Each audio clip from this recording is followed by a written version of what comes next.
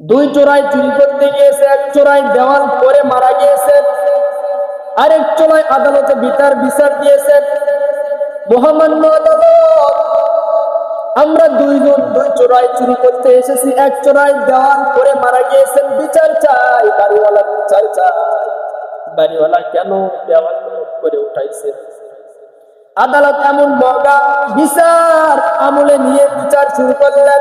কোন বাড়িওয়ালাকে ডাক দাও। বাড়িওয়ালা কেন দেওয়াল নরম করে উঠাইছেন? বাড়িওয়ালা কই? লাম্বাই, তোমার ফাঁসি হবে কেন? কিসের ফাঁসি? তখন আদালত বলে, তুমি দেওয়াল নরম করে উঠাইছো, চোরাই চুরি করতে এসে দেওয়াল করে চোরাই মারা গেছে। বাড়িওয়ালা কয়, আদালত স্যার, আমাকে মাফ করবে, এই দেওয়াল আমি উঠাইছি, কিন্তু আমি না, এই দেওয়াল তো উঠাইছে রাজমিস্ত্রি। তুমিও খালাস। কই রাজমিস্ত্রিকে ডাকো। রাজমিস্ত্রি, জি লাম্বাই, তোমার ফাঁসি হবে কেন? তুমি দেওয়াল উঠাইছো, নরম করছো কেন? স্যার, দেওয়াল উঠাইছি আমি, কিন্তু নরম আমার দ্বারা হয় না। যে যোগালি আমাকে যোগাল দিয়েছে, ওই যোগালি নরম করছে, এই বিধায় দেওয়াল নরম হয়েছে। রাজমিস্ত্রি, তুমিও খালাস। কই যোগালিকে ডাকো। যোগালি কই? লাম্বাই, তোমার ফাঁসি হবে কেন? তুমি যোগালি দেওয়ার সময় নরম করে দিয়েছে সিমেন্ট বালু, এই জন্য দেওয়াল নরম হয়েছে, চোরাই মারা গিয়েছে, তোমার ফাঁসি হবে। আমি এমনি এমনি যোগালি দেওয়ার সময় আমি এমনি এমনি নরম করি না। আমি যখন বালতি দিয়ে পানি ঢালতেছিলাম, পিছন থেকে একটা হাতি আসতেছিল। এই হাতি জোরে হুঙ্কার দেওয়ার কারণে পানি বেশি করে গিয়েছে। স্যার, আমাকে মাফ করবেন। কই হাতিয়ালা? হাতিয়ালা কই? হাতিয়ালাকে ডাকা হলো। তোমার হাতি কেন চেতলো? তখন হাতিওয়ালা বলে, ওস্তাদ, আমার হাতি এমনি এমনি চেতে না, আমার হাতি চেতে না। আমি যখন হাতি নিয়ে যাচ্ছিলাম, সুন্দরী রমণী, সুন্দরী একটা মহিলা পিছন থেকে ঝুম ঝুম করে স্বর্ণের অলংকার বাজে বাজে আসতেছিল। আমার হাতি সে আওয়াজে গরম হয়েছে, আমার হাতি সে আওয়াজে চিৎকার দিয়েছে। আমার দোষ না, দোষ কার? ওই মহিলার দোষ। ডাকো মহিলাকে। হে সুন্দরী রমণী, তোমার ফাঁসি হবে কেন? আমার ফাঁসি হবে। কোথাকার ফাঁসি? কি দোষ করলাম? বলে, এখন সেটা বিচার হবে না, ফাঁসির পরে বিচার হবে। কেমন মহামান্য আদালত, বোকার বোকা। ম্যাডামের ফাঁসি হবে। কিসের ফাঁসি?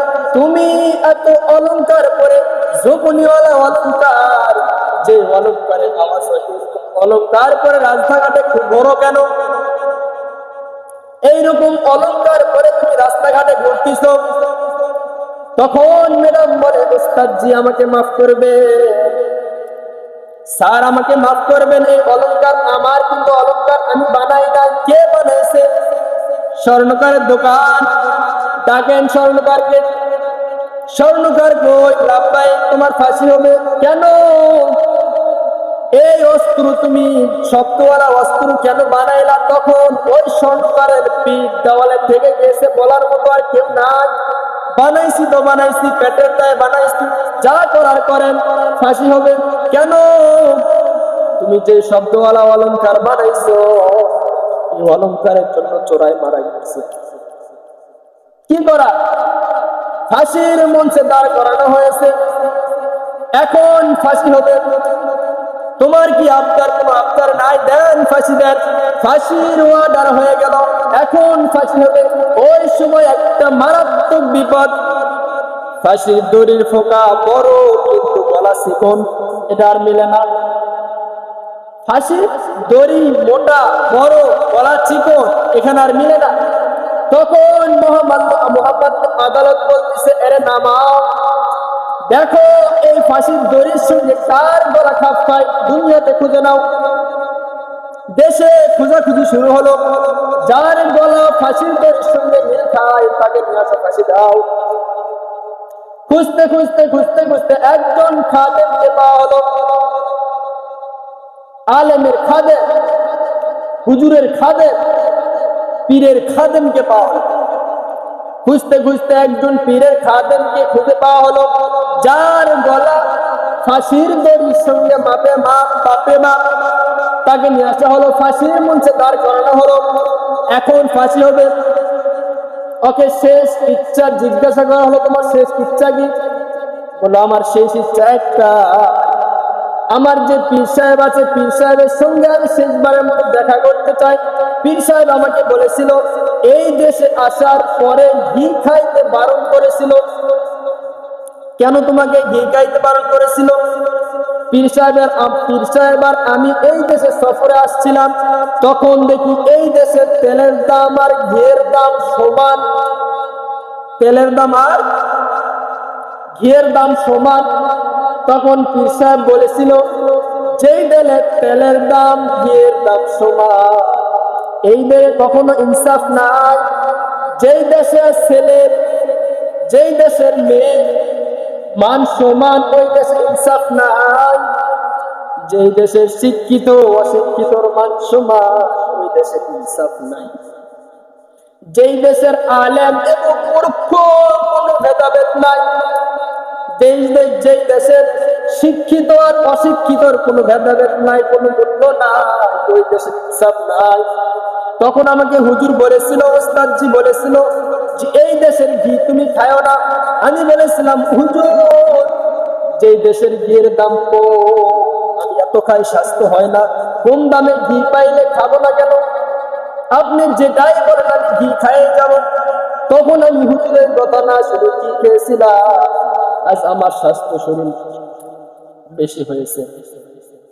কিসের ফাঁসি, কিসের দোষ, কি হয়েছে আজকে আমি ফাঁসির কাঠ করাই? আমার হুজুরকে একটু ডাকেন, শেষবারের মতো ওস্তাদজির সঙ্গে দেখা করতে চাই। ডাকবেন। ডাকা হলো, ওস্তাদজি হ্যাঁ, ওই দিন যদি আপনি মুরব্বী, আপনাকে যদি মানতাম, ওই দিন যদি আপনার কথা শুনতাম, ঘি যদি না খাইতাম, তাহলে আজকে আমার স্বাস্থ্য এমন হইতো না। আমি আজকে ফাঁসির গড়ায় কাঠ গড়ায় দাঁড়াইতাম না। কিয়ের ফাঁসি, কিসের ফাঁসি? এই আদালত আমাকে ফাঁসির জন্য দাওয়াত দিয়েছে। কিয়ের ফাঁসি? আমি তো কোনো দোষ করি নাই, অপরাধ করি না। কিয়ের ফাঁসি, কিসের ফাঁসি? আমাকে দাওয়াত দিয়েছে ফাঁসির জন্য। আজকে যদি আপনার কথা মানতাম, আপনার কথা শুনতাম, এই দেশে যদি তেলের দাম ঘিয়ের দাম সমান, আমি যদি তেল বাদে ঘি না খাইতাম, তাহলে আমার স্বাস্থ্য এমন হইতো না। তাহলে আজকে ফাঁসির গড়ায় আমাকে দাঁড় করাইতো না। উস্তাদজি আমাকে মাফ করে দেন। তখন উস্তাদ বলে, এবার একটা সুযোগ দিতে পারি। সুযোগ একটাই, তুই বলবি কাঠ করায় দাঁড় করায়, তুই বলবি যে ফাঁসি আমাকে দেন, আমাকে দেন, দ্রুত ফাঁসি দেন, যা হবার হয়ে যাবে। তবে একটা কথা মনে রাখবি, এই যে একবার বাসালা, তুই কি ওস্তাদ মানবি, হুজুর মানবি, ইমাম সাহেব মানবি, মুরব্বি মানবি? যদি মানিস তাহলে ভালো, আর না মানলে এই যে যেই দেশে মূর্খ আর শিক্ষিতর কোনো ভেদাভেদ নাই, ইমাম আর আম্মুখের ভেদাভেদ নাই, মেয়ে ছেলের কোনো ভেদাভেদ নাই, একই সমান অধিকার, ওই দেশের ইনসাফ কি না? ইনসাফ নাই। ঠিক আছে হুজুর, আপনার কথা আমি মানলাম, ফাঁসির অর্ডার হয়ে গেল, ফাঁসি হবে, দেন আমাকে দ্রুত ফাঁসি দেন। এইদিকে পীর সাহেব বলে, না না, ওকে না, ফাঁসি আমাকে দেন।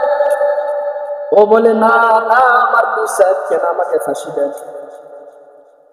আদালত এমন মজা, সবাই মরার থেকে বাঁচার জন্য আহাজারি করে, কিন্তু এখানে কেমন অবস্থা। এখানে হুজুর বলে আমাকে ফাঁসি দেন, ছাত্র বলে আমাকে ফাঁসি দেন।